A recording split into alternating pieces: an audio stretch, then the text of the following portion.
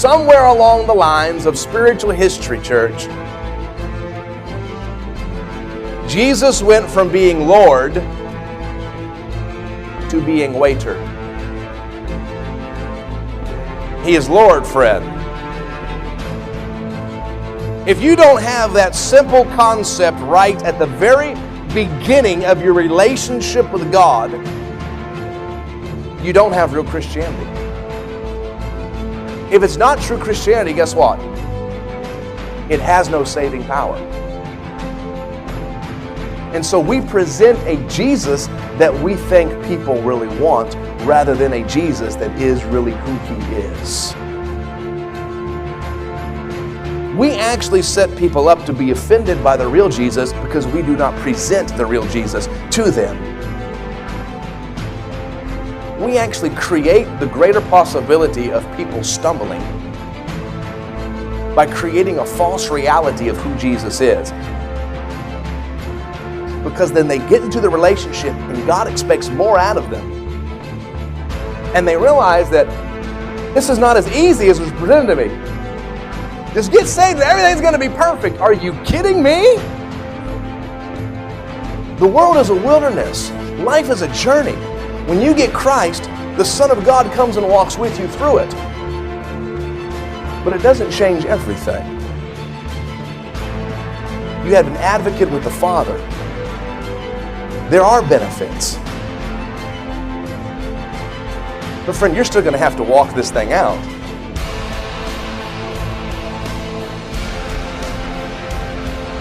When people actually discover, when they come to the reality that a lot more is expected out of them in this relationship, they stumble in their faith. They expected a drive-through Christianity, a biblical catering service. But you got to wait on God. You're the waiter.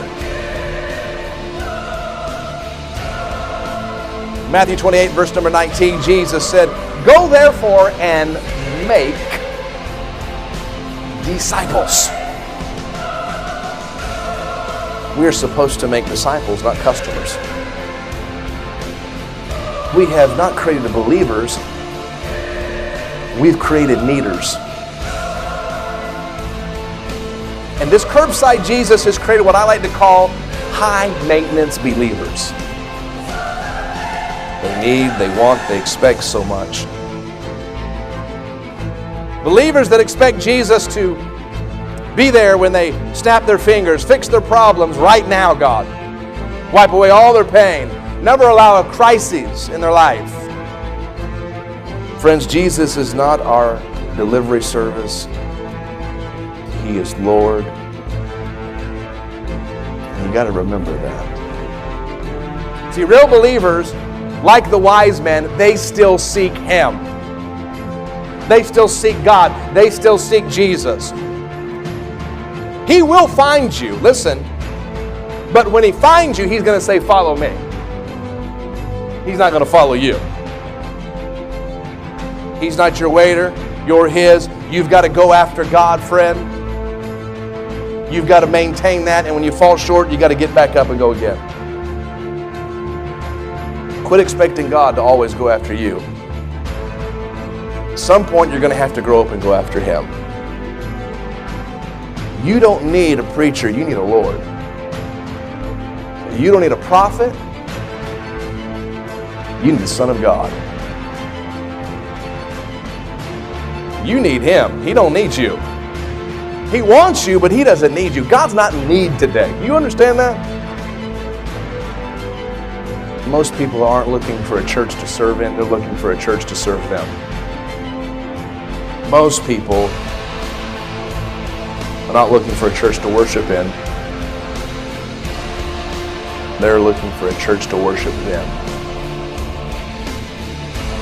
If you need to be catered to, you will never grow. John chapter 15, verses 1 through 2. I am the true vine, and my Father is the vine dresser. Every branch in me that does not bear fruit, He takes away. And every branch that bears fruit, He prunes. You know what this tells me? God expects growth. He expects something from you, and He will help you. And we are stunting the growth of an entire generation spiritually because the church is catering to people too much with 1-800-BLESS-ME spiritual philosophies. We are babying them. We are changing all their dirty diapers, fixing all their problems. Telling them it's going to be okay. Can I tell you something? It might not be okay. But if you keep your faith and you stay hold of Jesus, He will lead you through the valley of the shadow of death, and you will come out on the other side. In Isaiah chapter 1 and verse number 18, God says this to His people. He says, "Come now, let us reason together, says the Lord. Though your sins be like scarlet, they shall be as white as snow. Though they are red like crimson, they shall be as wool." Come to me and we'll reason this thing out. We'll work this thing out together. But you've got to come to me.